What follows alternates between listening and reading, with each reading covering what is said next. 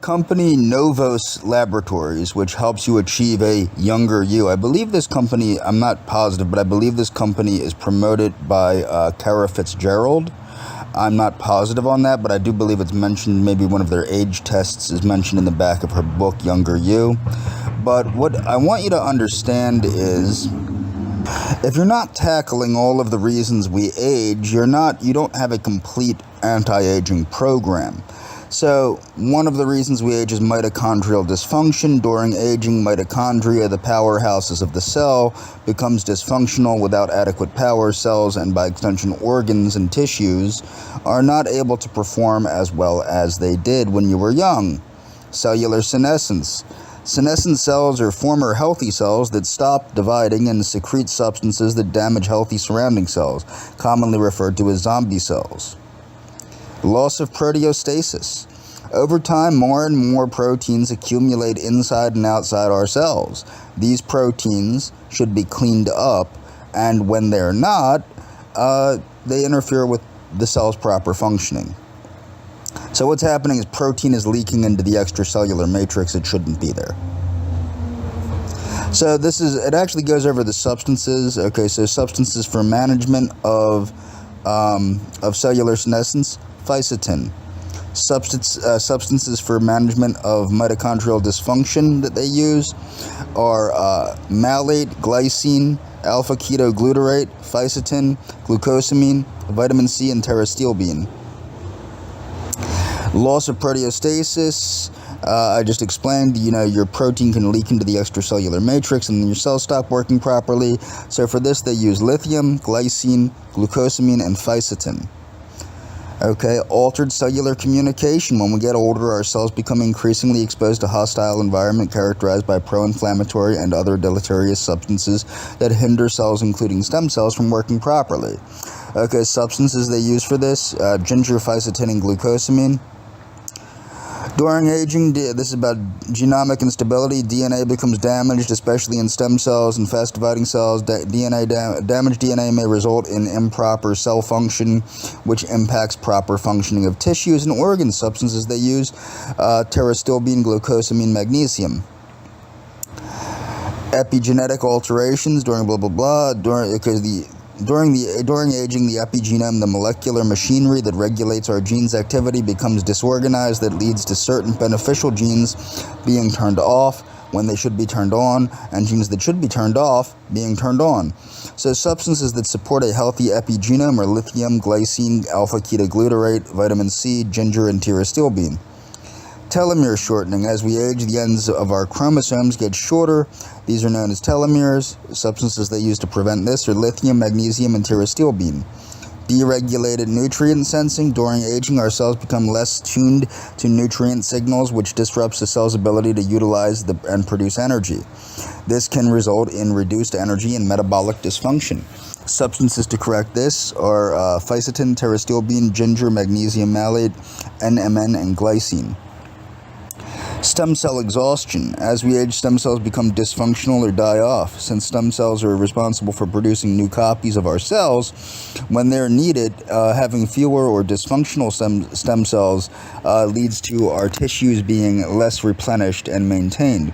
Substances they use for this are glycine and alpha-ketoglutarate. Disabled macrophagy. Okay, macrophagy disablement occurs when the body cells are unable to perform a cellular self-cleaning known as autophagy. This leads to the accumulation of damaged or dysfunctional cellular components and is associated with cancer, metabolic, and neurological disorders. Substances they use to correct this are lithium, glucosamine, phytonutrients, pterostilbene, and glycine.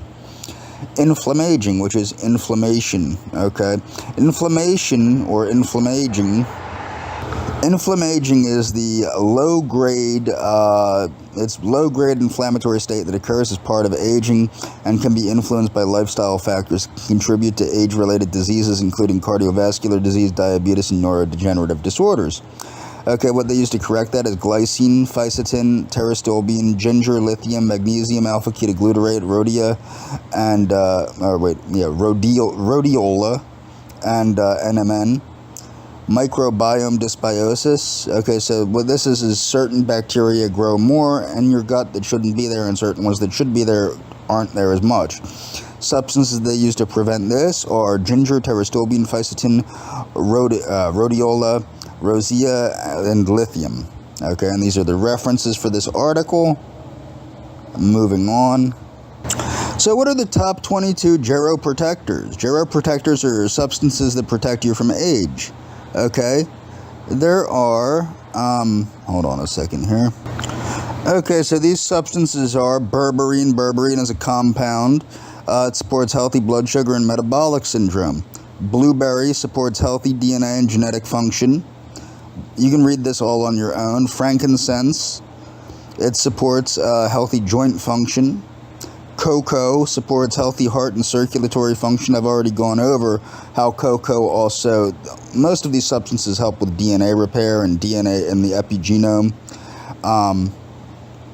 Coenzyme Q10 supports healthy mitochondrial and cellular function. It's also a powerful antioxidant.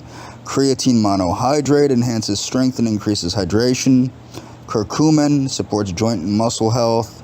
These do a lot more than this, actually. DHEA, increase estrogen or testosterone depending on the need of the body. Omega-3 fatty acids supports healthy triglyceride levels. Garlic supports healthy cholesterol and heart function. Horse chestnut, as you can see, a lot of these you can just add to your diet. You can add a lot of this to your diet. Magnesium supports healthy blood pressure. Nitrate supports healthy blood pressure. Olive leaf supports healthy cardiovascular function. French maritime pine bark supports healthy cardiovascular function.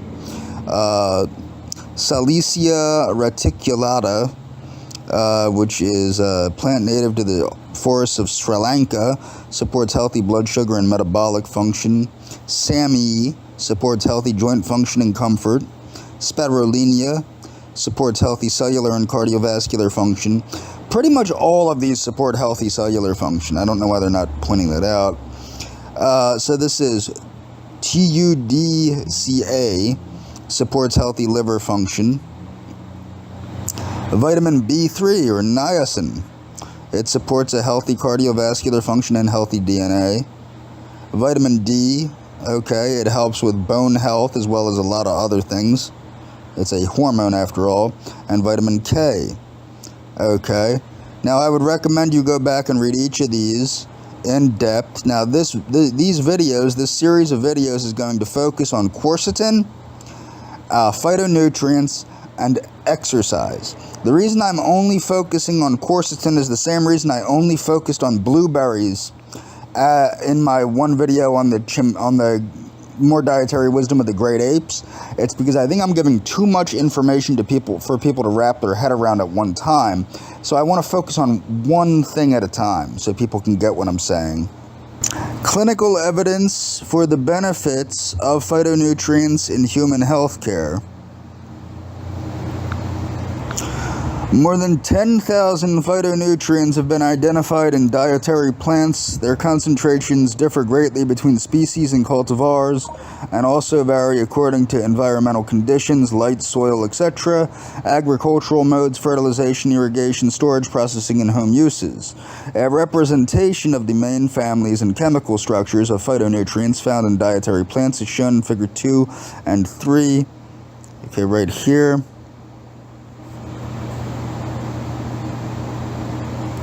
So here you will see,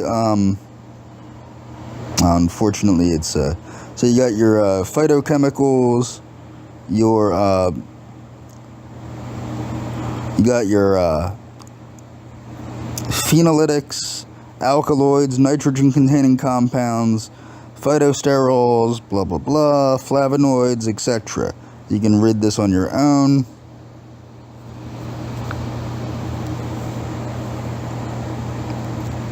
Main phytonutrient families.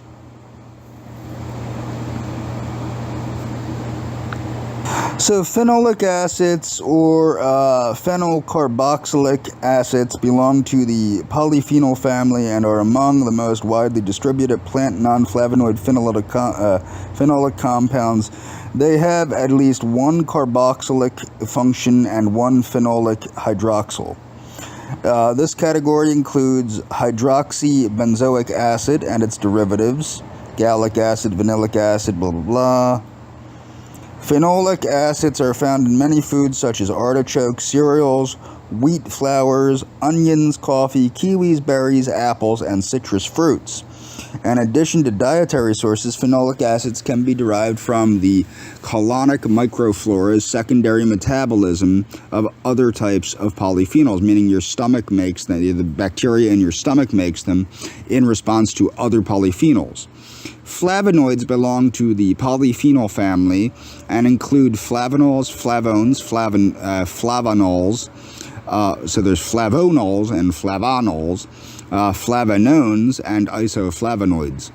Anthocyanins are also part of the flavonoid family, but these are discussed in a separate paragraph in light of their specificities and therapeutic value. Flavonoids have a generic structure composed of two aromatic rings linked by 3 carbons, so C6, C3, C6.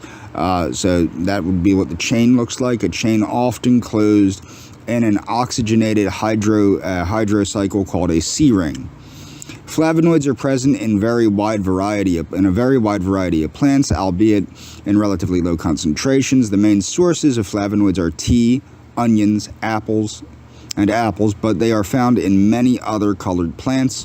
Flavonones are found in tomatoes, citrus fruit, and herbs.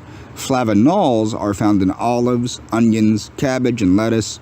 Flavones are found in celery and olives, pears, red wine, and tea are good sources of flavonols. Finally, isoflavones are mainly found in soy products.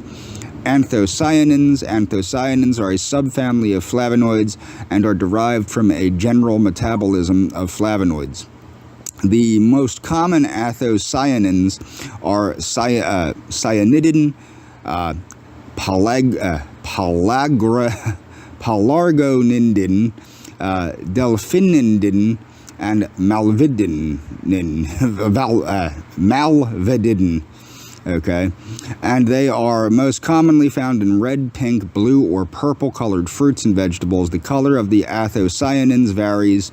You have to remember, cyanin comes from the word blue, varies from orange to purple by increasing the degree of hydroxylation, and the absorbance of wavelength is increased from orange-colored pelargonidin to purple delphinidin. Anthocyanins are particularly concentrated in cherries, berries, particularly blackcurrants, elderberries, and blueberries, and plums. They are also present in root vegetables such as beets and radishes, red onion bulbs, and in drinks such as fruit juices, red wine. Anthocyanins are also found in eggplant and red cabbage. Tannins, like flavonoids, tannins belong to the family of phenolic compounds. They differ in structure and biogenetic origin and are subdivided into 2 categories: condensed tannins, hydrolyzable tannins. Condensed tannins, also known as catechins, are proanthocyanidins and oligomers or polymers, and flavonols, comprising units of flavonthiols linked together by carbon-carbon bonds. Tannins are non-hydrolyzable, but when treated with an acid under heat, they degrade into colored pigments. Okay, plums, they're in plums, cocoa beans, carob beans, tea, and wine, as well as pomegranate bark, sorghum, and barley seeds. Contain high levels of tannins. The family, blah, blah, blah, blah, blah. Okay, carotenoids. Carotenoids are a large family of more than 800 different molecules ranging in color from yellow, orange to red, and of which only approximately 20 are found in food. The general structure of a carotenoid is hydrocarbon chain of polyene, blah, blah, blah. Most extensively studied carotenoids are alpha-carotene, beta-carotene, lycopene, lutein, and zeaxanthin. The best known beta-carotene is a precursor to vitamin A. Carotenoids, which are highly sensitive to oxidation, are widely distributed in the natural environment. They accumulate in the chloroplasts and all photosynthetic tissues. Beta-carotene, lutein. So any green vegetables are going to be loaded with this stuff, as well as orange vegetables. So carotenoids also accumulate in flower petals, commonly the marigold, pansy, and French marigold. In fruits, which may contain chloroplastic carotenoids or accumulate other derivative compounds. Carotenoids are found in carrots, spinach, tomatoes, herbs, including parsley and basil, leafy greens such as lettuce and arugula, broccoli, kale, Brussels sprouts, squash, and sweet potato, peppers, citrus fruits, seeds, some mushrooms, and in many other plants. Caffeine, you probably should avoid caffeine, but you shouldn't be getting a lot of caffeine. The health benefits of caffeine are overshadowed by these other phytonutrients, considering that caffeine has the health issues it does. Therapeutic applications, stress and sleep. Most of the 7 families of phytonutrients present a pharmacological effect either in sleep disorders or in the case of problems related to stress. Some have beneficial effects such as anthocyanins, carotenoids, flavonoids, tannins, and caffeine. Others, on the contrary, are not indicated in the treatment of this health problem. A summary of the effects of phytonutrients in this is in Table 3 here. So, this is it. Stress, carotenoid, lutein, zeaxanthin. Okay. Flavonoid, EGCG, which is in green tea. Carotenoids. Okay. It goes over this way.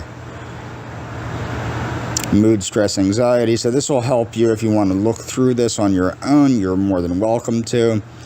As I said, I want to concentrate on quercetin. I'm going through this though so that people understand the need, the power of phytonutrients.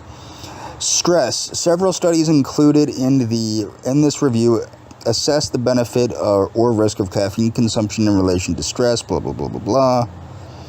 Okay, their work shows that when heavy coffee drinkers are deprived of caffeine for 3 hours, their muscular tension and anxiety significantly increase. So you might not want to become a heavy coffee drinker.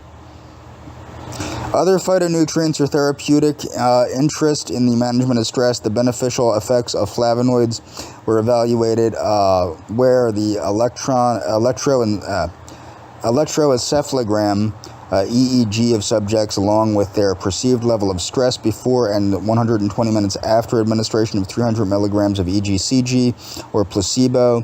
The results showed an increase in self-rated calmness and a reduction in self-rated stress, as well as EEG, meaning electroencephalogram modifications with EGCG use. According to the authors, the mechanism of action could be linked to an effect of nitric oxide synthesis, so it helped open the capillaries, open the blood vessels.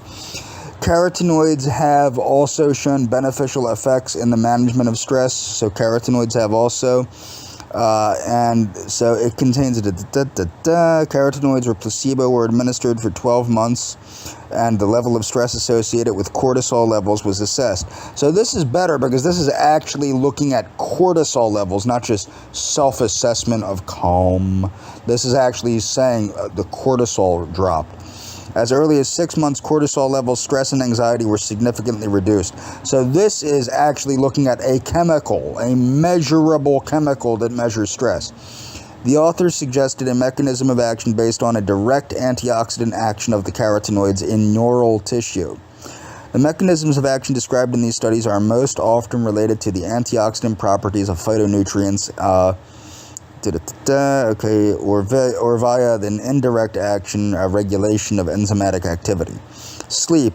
Anthocyanin family, and particularly the cyanidin class, has been shown to have therapeutic value in sleep disorders. Okay, according to authors, the beneficial effects on sleep are related to the inhibitory activity of cyanidins. Okay, blah, blah, blah. Tannins demonstrated therapeutic effect in the management of sleep disorders. Immunity, ENT.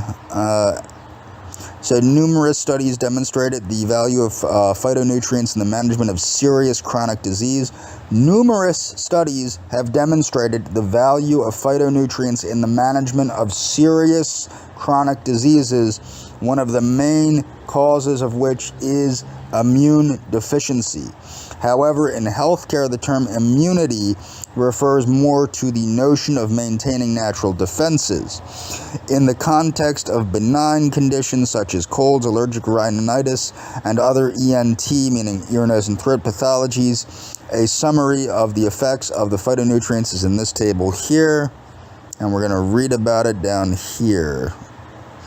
Phytonutrients, and in particular flavonoids, are of therapeutic interest in the field of immunity or immunology. Evaluated the benefit of a propolis, propolis, which is a bee substance. It's a bee product rich in flavonoids, and the management of the occurrence of colds in children.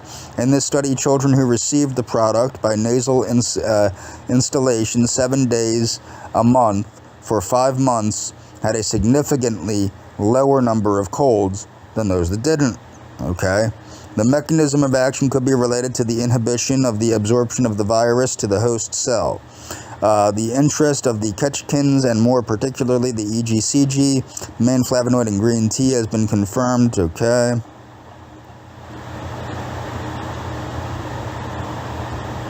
Digestive health. Okay, phytonutrients have been found very helpful in IBS.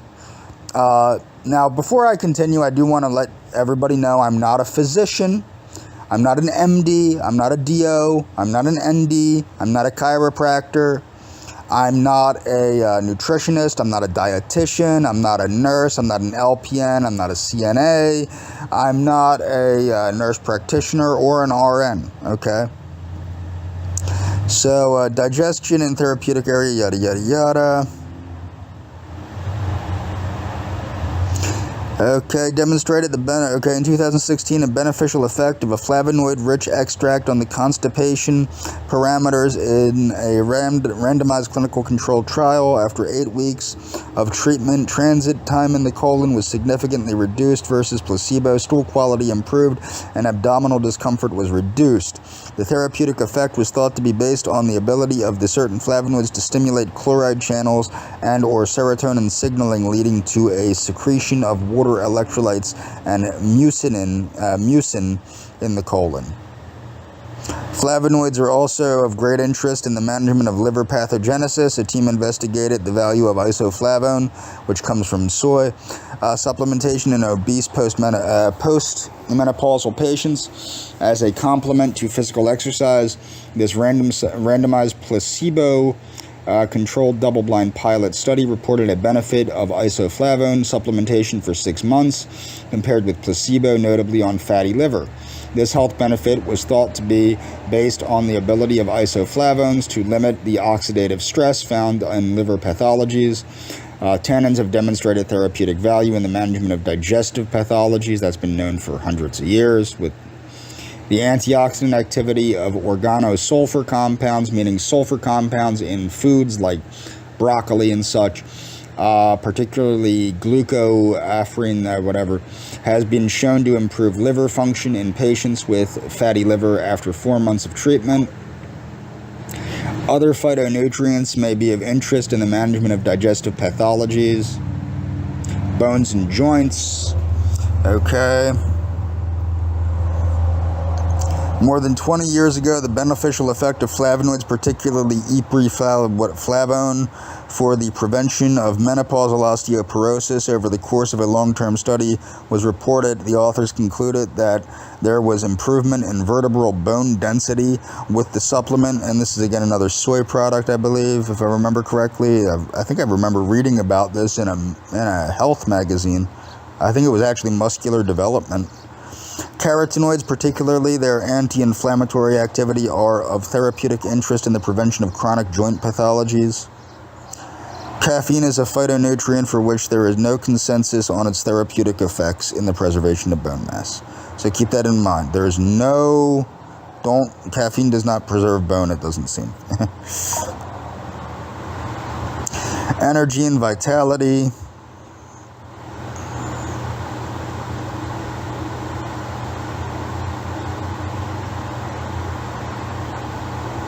Flavonoids have been evaluated with respect to cognitive problems and show improvement in several studies. Now, this is important for people that are worried about psychopathology, okay? Cognition is a big part of psychopathology. Flavonoids have demonstrated a great improvement in not only in psychopathology, as I showed in previous videos with schizophrenia, but cognition in general.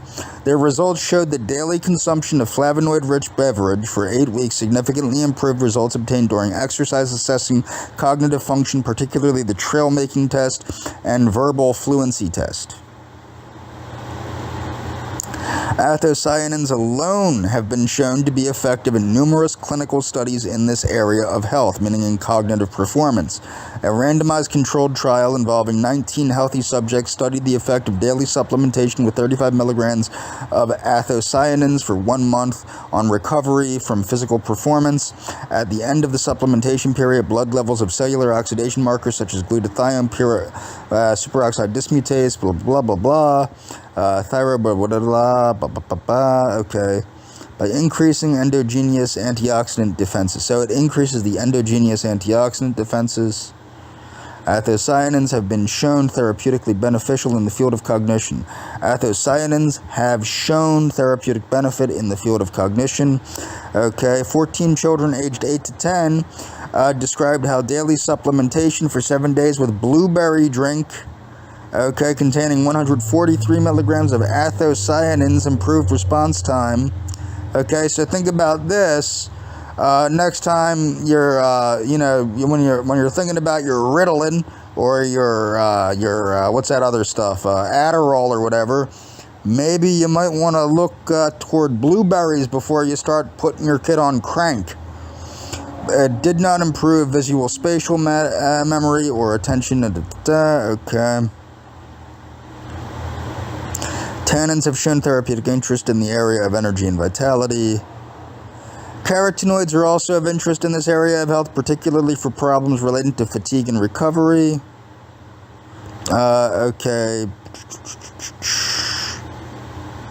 The authors attributed these results to a significant antioxidant properties of keratin. Carotenoids are amazing antioxidants.